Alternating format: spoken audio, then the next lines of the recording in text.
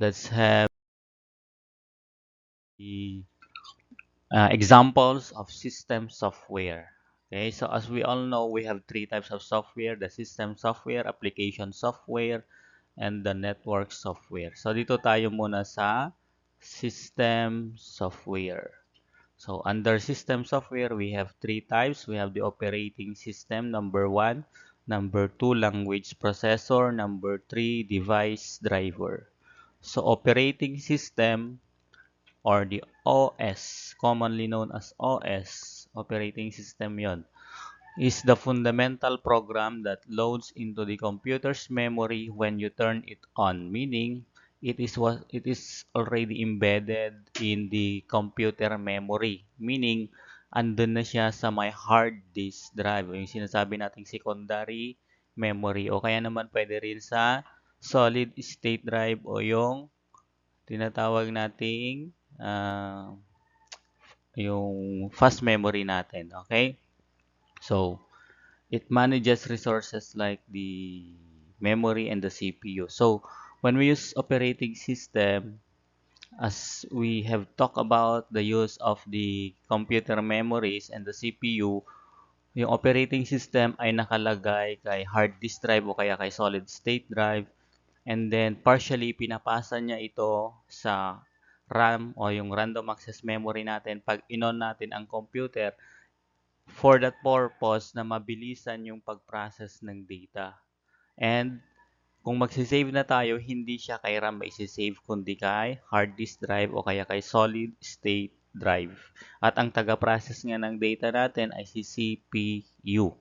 Pero kung may graphics kang gagamitin, ang magpa-process ng data sa graphics ay si GPU, Graphics Processing Unit.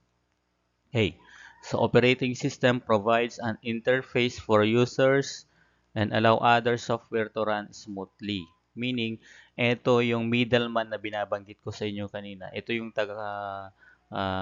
bigay ng instruction sa hardware at ganyan din sa mga application software para magtrabaho sila. So, ito yung examples natin. So, we have the Windows operating system. Ito yung common na ginagamit sa mga generic na mga laptop o mga computers natin, mga desktop computers. Pero kung ang gamit mo ay Apple brand, meron silang sariling operating system. Ito yung Mac OS or Mac operating system. Meron din namang free version ng operating system which is the Linux operating system. Hindi ito binabayaran. Pwedeng i-download ito at pwedeng gamitin sa both yung mga generic na mga computers o yung mga wide range of computer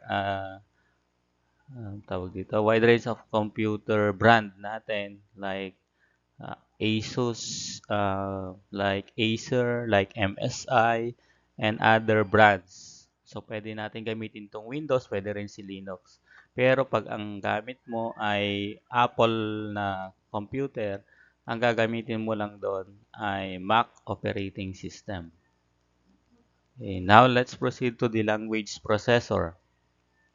Language processor converts high-level programming languages.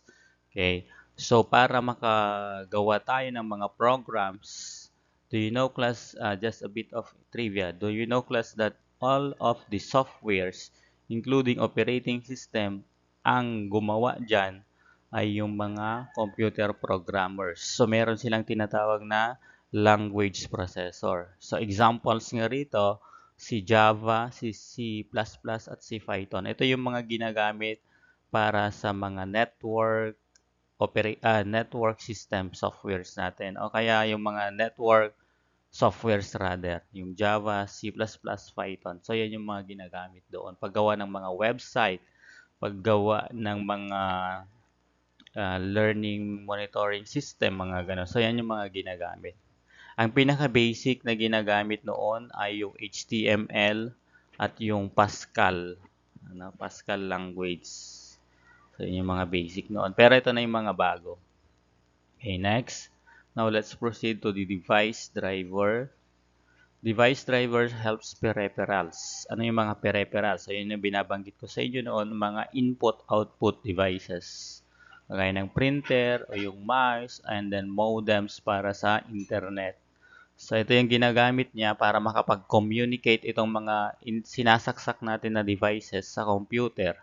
So kung wala siyang device driver, kahit sinaksak mo yan sa iyong laptop o kaya sa computer mo, sa desktop mo, hindi yan gagana. So kailangan niya ng device driver.